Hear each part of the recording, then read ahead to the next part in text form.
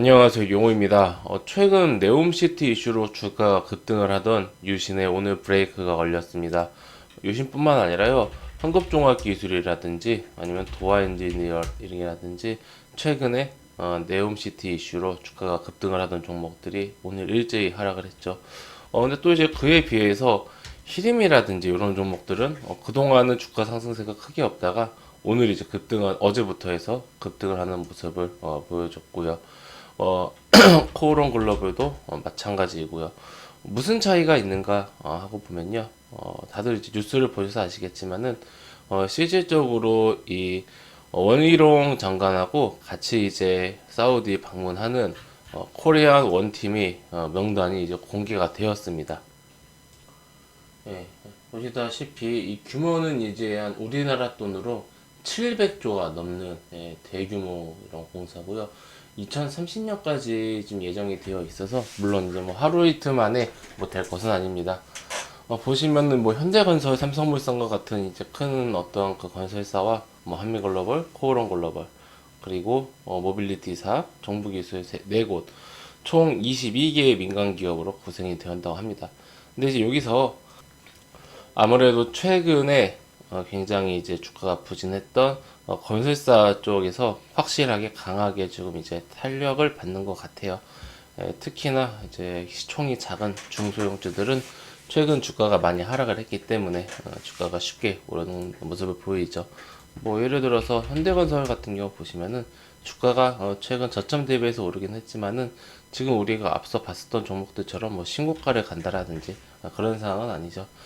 이 기업들은 대형주이기 때문에 이런 테마성으로 어떤 호재가 작용을 이제 할 수도 있지만은 실질적으로 수주를 따온다라든지 아니면 무언가 좀 확실하게 그 숫자로 보일 수 있을 때 그게 이제 좀 아니면은 뭐 계약을 확실히 한다라든지 그럴 때 움직이지 단순 기대감만으로 움직이지 않습니다.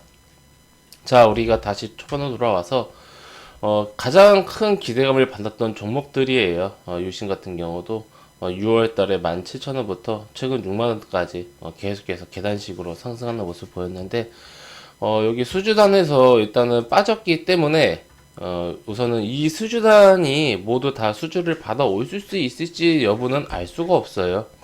우선은 방문을 하는 거기 때문에, 근데 이제 아무래도, 원장관과 함께 같이 가기 때문에, 만약에 우리나라에서 수주를 딴다라고 한다라면은 요 기업들 중에서 나올 확률이 높죠. 이미 뭐 수주를 따놓은 그런 기업들도 있고요. 뭐 한미글로벌이라든지.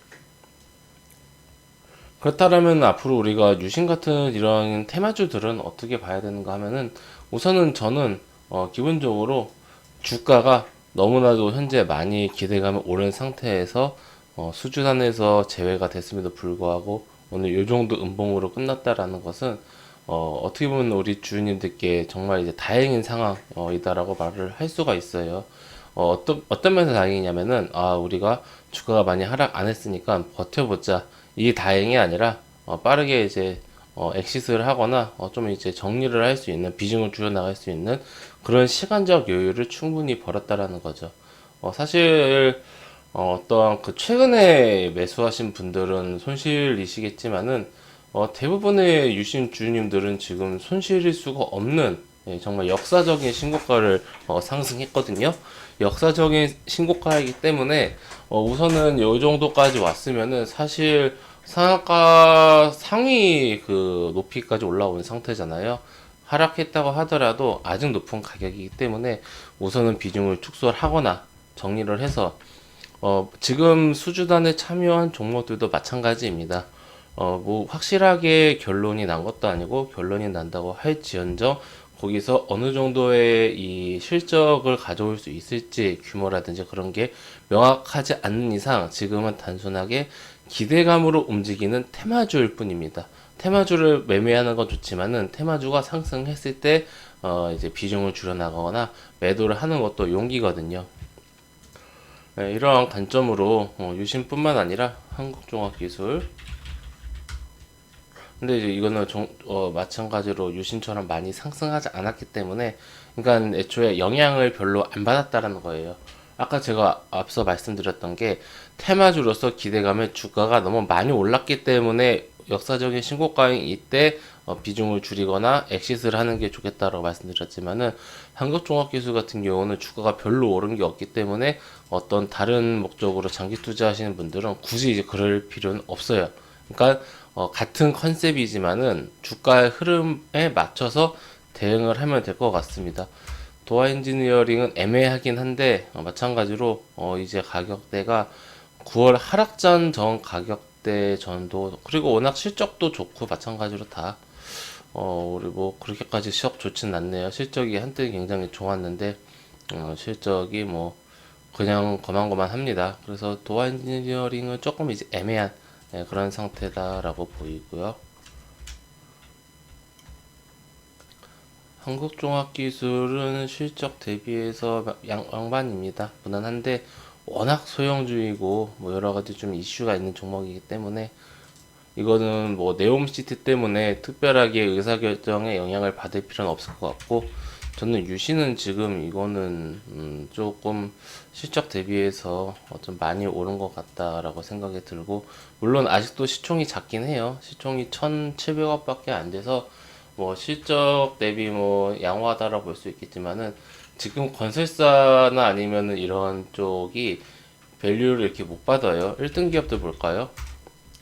현대건설 지금 밸류 뭐 10배, 8배 하고 있고 대우건설 뭐 3배 이러고 있고 지금 건설사들이 굉장히 힘든 상태이기 때문에 너무 주가가 많이 오른 상태에서는 우리가 적절하게 이제 수익 실현을 해 나가는 그런 습관을 들이는 게 좋을 것 같습니다. 다른 이제 기대감이 차 있는 종목들도 마찬가지입니다. 기대감에 방문한다라는 기대감에 주가가 최근 사이에 급등하고 있는데 이 종목들도 어떤 뭐 거기서 결과가 나오면은 어떤 정말 좋은 결과가 바로 나온다라면은 주가가 크게 상승을 할 수도 있겠지만은 우선은 그냥 단순하게 사우디로 그냥 이제 방문을 이제 장관하고 같이 가는 것 뿐이니까 실제로 수주를 받아올 수 있을지 알 수도 없고요. 그럴 뿐이니까 조금 이제 이 이슈, 이 테마가 좀 잠잠해질 수가 있습니다. 그런 시기에는 주가가 또 급속도로 빠질 거거든요. 그래서 히림 같은 경우도 지금 뭐 거의 역사적인 신고가인데 대단하네요. 이 소형주들은 이런 매력이 있어요. 뭐 땅굴 팔 때 5,000원에 매수해놨다가 이런 식으로 테마 타고 몇 달 만에 한 반년 만에 이렇게 2배, 3배 오르고 소형주는 확실히 땅굴 팔 때 잘 매수해두면은 이런 좀 생뚱맞은 뜬금없는 그런 호재가 나오는 것 같아요. 잠깐 말이 샜는데 어찌되었던 이 네옴시티 이슈로 급등하고 있는 실제로 수주를 받아온 종목들은 조금 더 이제 실적을 봐야 될 것 같고 그게 아니라 기대감이 오르는 중소형주들은 전체적으로 이번에 방문을 하든 안 하든 어느 정도 정리를 하시는 게 좋겠다. 테마가 끝나기 전에 잔치가 끝나기 전에 엑시스를 하는 이 전략으로 말씀드리도록 하겠습니다. 감사합니다. 회원님들 저는 무료 카톡방을 운영하고 있습니다. 저하고 빠른 소통 아니면은 좀 빠른 정보 얻고 싶다라고 하시는 분들은 해당 영상 아래에 있는 링크나 아니면 댓글에 달려있는 링크 같은 링크니까요. 입장하셔서 앞으로 저와 함께 건전하고 건강한 주식 투자 계속해서 이어나가시기 바랍니다. 감사합니다.